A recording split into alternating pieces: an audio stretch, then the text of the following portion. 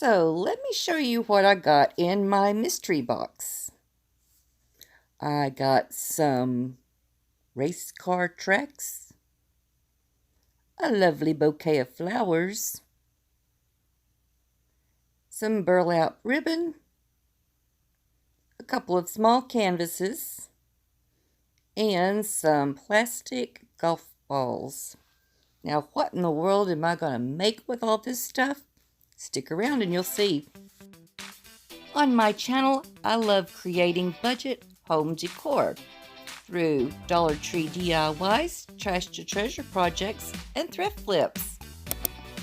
Please subscribe and ring that bell so you don't miss any new uploads. So today is the 5-item mystery box swap challenge. This is just for fun, and we're testing our creativity. We went to Dollar Tree and picked up 3 crafty items and 2 wild card items, and then we sent them to someone else through a random draw. The one that sent me my box is Lawn of Living Life with Lawn.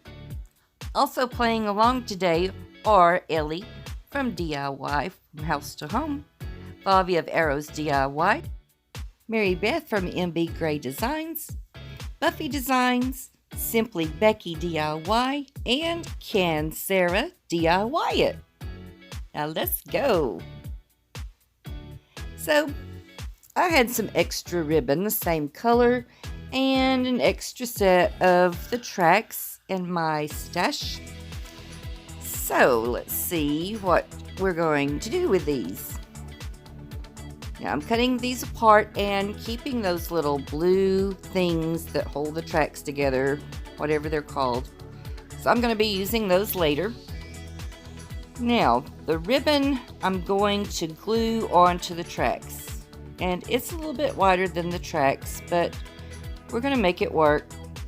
Now here you'll see I'm very carefully gluing on the burlap ribbon, trying to get it even on both sides, being nice and neat, tiny little dots so they don't show, right? Then by the last track, I was just slapping the glue on, all haphazardly, like that, and then slapping that ribbon on top. Yep, that's usually how I craft. I start out with good intentions and then falter at the end. So, now on to the next step. I have this frame. It used to be a frame that said coffee, the other vitamin C, but it fell off my coffee bar and busted. But anyway, I'm going to use it to hold the ends of these pieces, and I'm trying to go for a pumpkin shape. See, I'm just putting them together and then gluing those ends inside the square ring. Not a ring. It wouldn't be a ring if it's square.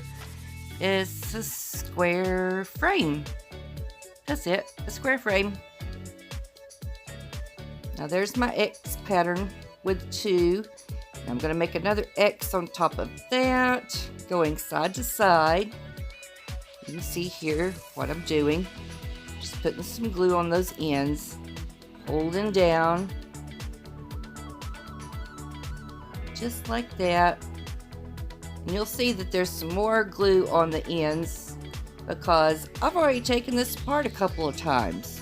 Yeah, I should have kept the other 2 first attempts in there, but it would have taken up way too much time. Anyway, this was my best result that I stuck with. So anyway, I've got it looking something like that. And you'll see that some of the pieces, the ribbon didn't come all the way down to the frame. So I wanted to cover that up somehow. I don't mind the orange peeking through. I kind of like that. Oh yeah, here, one more step before I go any further. I tried taking that off and pushing it underneath, to see if that would help with the rounded look I was wanting for the pumpkin. And it did help a little bit, but you know, it wasn't worth tearing it apart and doing it for a third, fourth time, whatever. Now, these little blue hickey doogers here, I'm going to put some glue on them and stack them up. And then I'm going to wrap them up to look like a stem on the top of the pumpkin. The glue's just holding them in place. Now I'm going to be using the wired jute cord from Dollar Tree. And when I took it apart, it already had a nice little tendril look to the end. So I kept that. And then I started winding. And I'm going to try to get it all covered. I don't quite get it all, but I get enough of it covered. I'm going to go all the way down until it starts sloping. Yeah, get it down as far as I can there, and then I'm going to go back up. And then I'm going to wrap all the way to the top on that side. Wrap around and around. And it got a little bit tricky once I got to that end.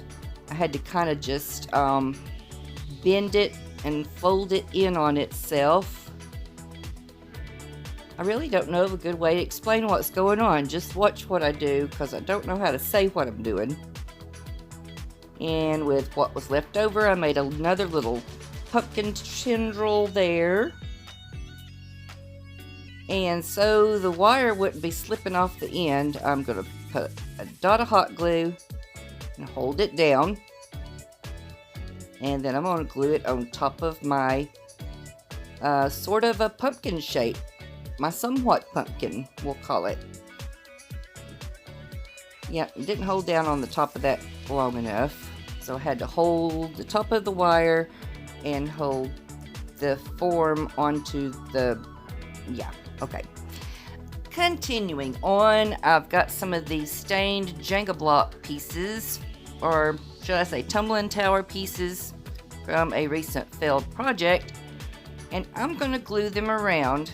And what that's going to do is hide where I had some miscuts with my ribbon, and also give it a little bit more of a decorative touch by making it look something like the pumpkin is sitting in a wooden crate. Now here go the flowers that was in the box. I'm just putting some glue on those little wire ends that I left and tucking them in.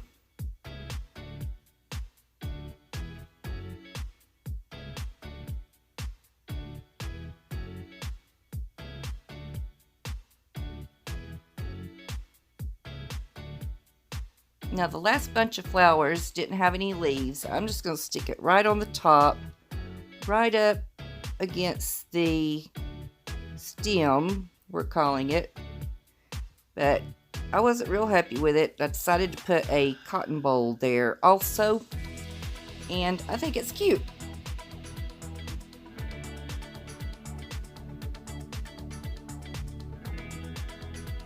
There it goes. There we go. Now, I only put the tumbling tower blocks on 3 sides, and you'll see in just a minute why. I'm still working with the golf balls and the canvas. I'm going to put a piece of the canvas in the back of this truck, a full wooden truck that I picked up from Dollar Tree. What I did was I traced out the truck bed where I wanted it to be, and then measured up a little above the line of where I wanted the top of the sign to be.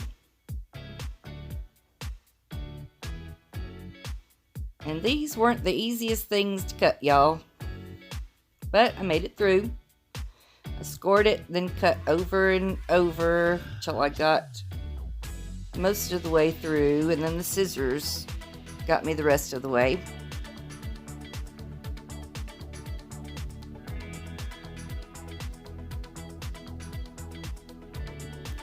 So yeah, I'm going to make this a little sign to go in the back of the truck. First, I need to paint the truck. I don't know about y'all. You may still be into the red truck, but I'm into the turquoise truck. And I'm loving this patina color by Folk Art. I think this is such a pretty color. Now, I'm just going to hit here and there. I'm not going to try to get totally full coverage because you'll see in a minute what I'm going to do. I'm just getting most of it.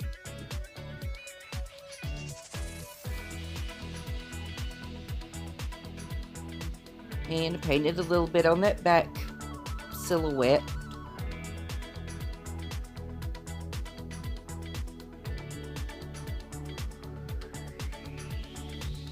Now the next thing to make it look old is antique wax by Folk Art. I started that on the tire because I want them to be darker. And I accidentally got some of that turquoise or patina color paint on one tire, but it works out. Painted the tires first and then just started smearing and blending out what was left in the brush. And then when I get it finished, it looks like a dirty old rusty truck. Now I have these little foam letters. I actually got them in like a grab bag at the thrift store for $1, along with a bunch of other pieces. And I'm going to use those to write out pumpkin patch on the little sign that I made from the canvas.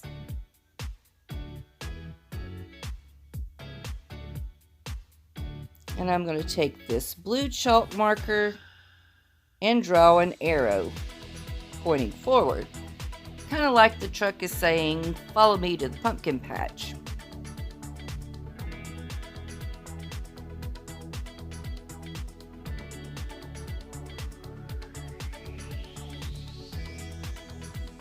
And there's that.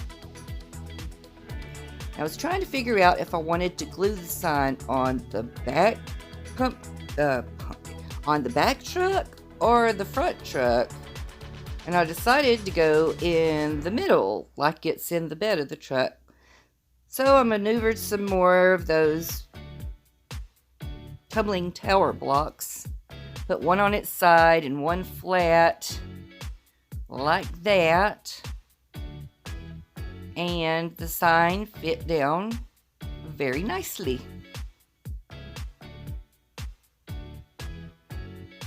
And I just held it in place as straight as I could see it, as I could get it, and yep.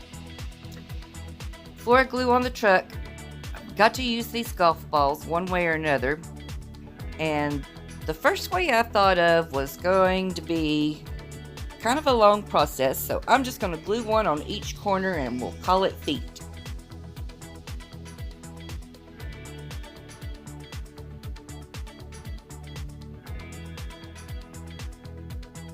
Yeah, a little extra glue, a little extra stability, and then I glued the truck on the front, and that's it, y'all. I definitely worked harder instead of smarter on this project, but you know, I got all 5 of those items fit in. It may not be beautiful to look at, but hey, we weren't striving for that, were we? Not really. We just wanted to have fun and test our creativity with odd items. So there you go. I have a question. For any of you that have used these backdrops, how do you get the wrinkles out? Can you iron them without melting them? I'm going to see if I have any candles that I can put under there for a last look. Now remember to check out that playlist link in the descriptions. And here we go. Here's a final look at my project. Well, how do you like that? I was so dead set on not making a lantern with these tracks, and I ended up making a lantern. Oh well, it was all fun, and I hope everyone who participated had fun.